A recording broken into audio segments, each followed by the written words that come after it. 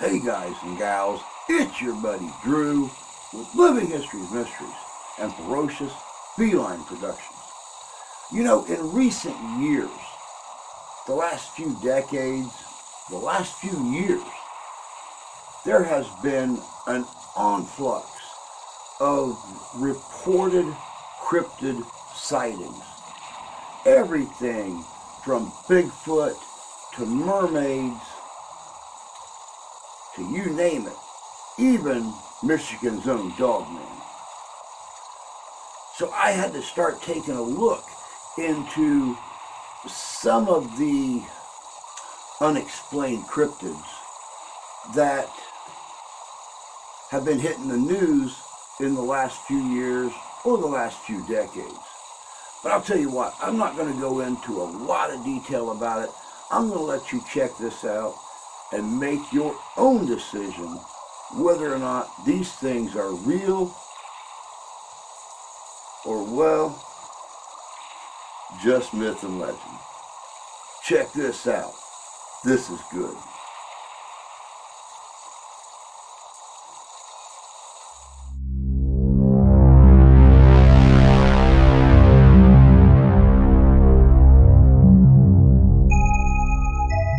Legends of unexplainable creatures have permeated the age of man. Some, such as the mermaid and Sasquatch, found depicted within some of the oldest cave paintings on Earth, with many accounts found within New World history, made and documented upon differing continents, far before either were ever apparently in contact with each other. Accounts of these creatures have continued to surface over the years. The skunk ape, the mothman, along with many others, reportedly encountered by several independent witnesses at the same time, with a number of these experiences even reportedly photographed. These images are now touted as proof of their existence by those who snapped them. With the number of reports of apparent cryptids, just within the last few decades alone, being in the thousands, some of these claims obviously hold more water than others, the Loch Ness Monster being one example, some being so convinced by the purported evidence of its existence, dedicating their entire lives to the pursuit of the creature. Our reasoning behind our decision to investigate this creature, however, is due to the astonishing claims made and seamlessly collaborated with each other regarding an event involving two enormous reptilian-looking birds which swooped down and attempted to snatch a young boy all the way back in July of 1977. On the 25th, a police report was made and a subsequent search for the creature occurred. A mass search. A terrified boy and mother, along with many other witnesses over the coming years, would come forward within the state of Illinois in the U.S., all claiming they had witnessed something many would simply dismiss as impossible, if it weren't for the incredible corroboration of the event made by those who witnessed it on that fateful day. A pair of creatures which have now become infamously known as the Thunderbird, a possible breeding pair of living flying dinosaurs, most reminiscent of a pterodactyl, targeted 10-year-old Marlon Lowe while he was playing in his backyard in Lawndale. One of the, quote, birds latched onto Marlon and began to take flight with the boy. His mother instinctively took to battling with the creature, managing to rescue her son from its enormous talons. The creatures, reportedly startled with his reaction, then made their escape. The flurry of activity caught the attention of many people nearby, who all also claim to have witnessed these creatures making their escape. Reportedly weighing some 50 to 70 pounds, if this Jurassic-sized creature does indeed still exist, it may be due to an enormous cyclical hibernation period. The flying reptiles would, however, have a wingspan many meters in length, so the chances of it going unnoticed for very long, we feel, are near to impossible. Yet that does not take anything away from these people's claims, testimonies which they have all stuck to, convinced of what they saw, and indeed what Marlon experienced that day in 1977. What do you think regarding the existence of the Thunderbird? Real or just a hoax? We find such claims highly compelling. Julia is the name given to the unknown source of a sound recorded on March 1st, 1999.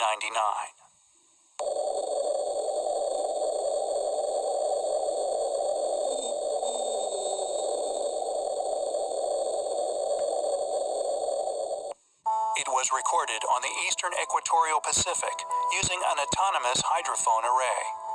Heard for many thousands of kilometers, the source of the sound has been largely dismissed as an iceberg running aground somewhere off of Antarctica, its point of origin being somewhere between Bransfield Straits and Cape Adare. What gave this story a rather chilling twist, however, is a classified image which later surfaced, a classified image later redacted, taken by a NASA satellite, which shows something with an enormous shadow within the waters of Cape Adare at the time, which, if confirmed as a living animal, would be classified as a sea monster of gigantic proportions. The USA's National Oceanic and Atmospheric Administration, or NOAA for short, have captured and subsequently released a number of mysterious sounds of possible underwater monsters over the past few years. The upsweep is an unidentified sound detected on the American NOAA's Equatorial Autonomous Hydrophone Arrays. This sound was present when the Pacific Marine Environmental Laboratory began recording its sound surveillance system, SOSUS, in August 1991. It consists of a long train of narrow-band upsweeping sounds of several seconds in duration each. The source level was high enough to be recorded throughout the Pacific.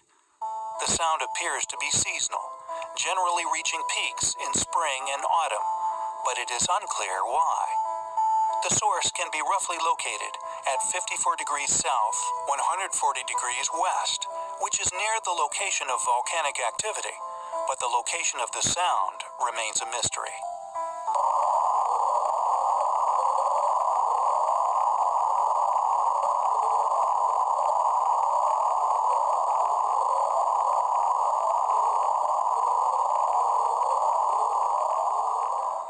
The whistle, recorded in the Mariana Volcanic Arc of the Pacific Ocean, but since it was only recorded on one hydrophone rather than the three required to triangulate a location, it is considered unidentified.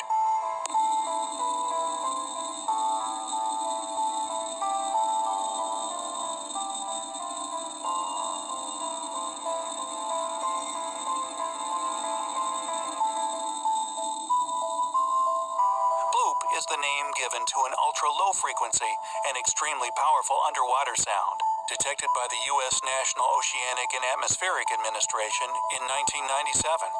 The sound source was roughly triangulated to a remote point in the South Pacific Ocean, west of the southern tip of South America, and the sound was detected several times. According to the NOAA description, it rises infrequently rapidly over a duration of 1 minute, and was of sufficient amplitude to be heard on multiple sensors at a range of over 5,000 kilometers. Dr. Christopher Fox does not believe its origin to be man-made, such as a submarine or bomb, nor is it familiar to geological events, such as volcanoes or earthquakes. The audio profile of Bloop does indeed resemble that of a living creature, yet the source is a mystery, both because it is different from any known sounds, and because it was several times louder than the loudest ever recorded animal, the blue whale.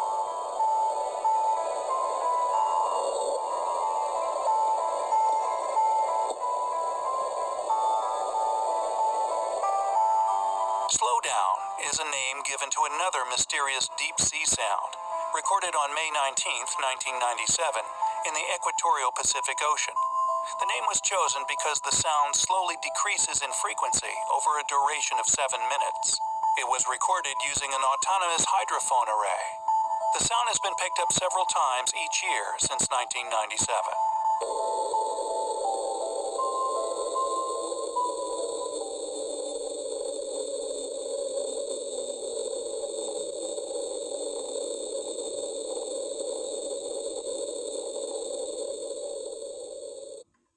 And finally, the train is the name given to a sound recorded on March 5, 1997, on the equatorial Pacific Ocean Autonomous Hydrophone Array. The sound rises to a quasi-steady frequency, What is especially interesting about this sound is its origins, which are also within Cape Adair, the same general location as Julia. Could some of these sounds be the mating calls of unknown sea monsters? Maybe one day we will find out.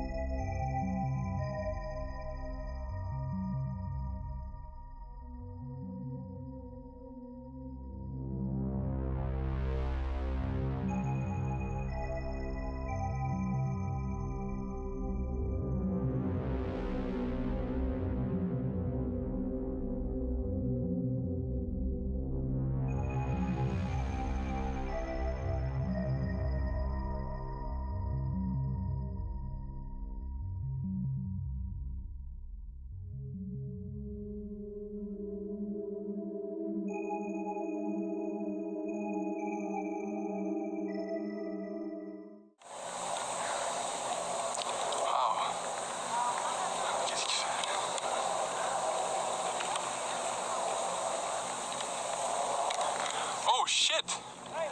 Oh.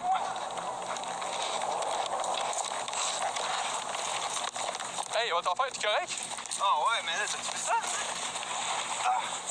Jacob! Oh, ça va? Oh non! Hey, you là, you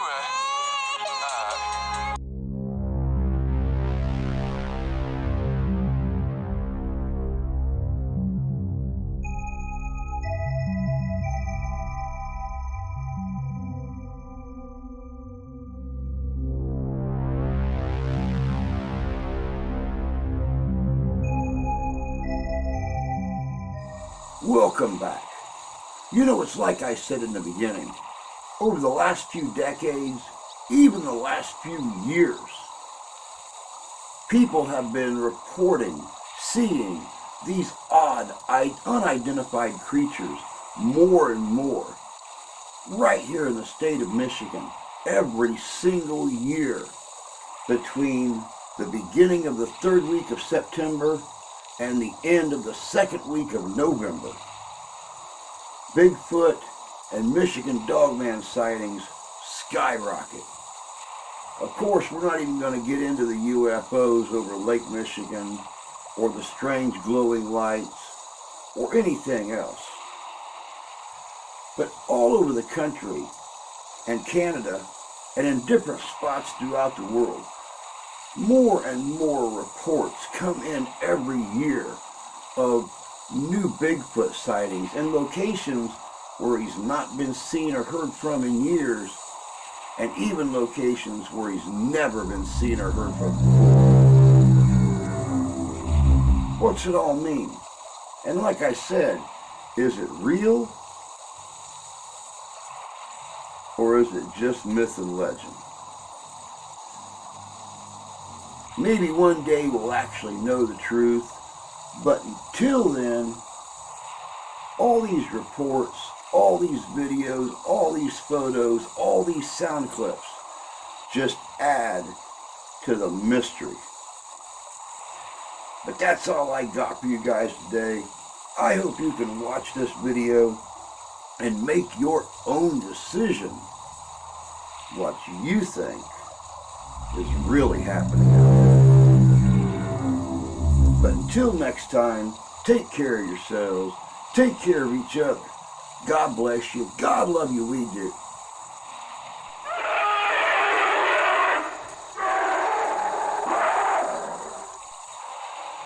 We'll see you out there.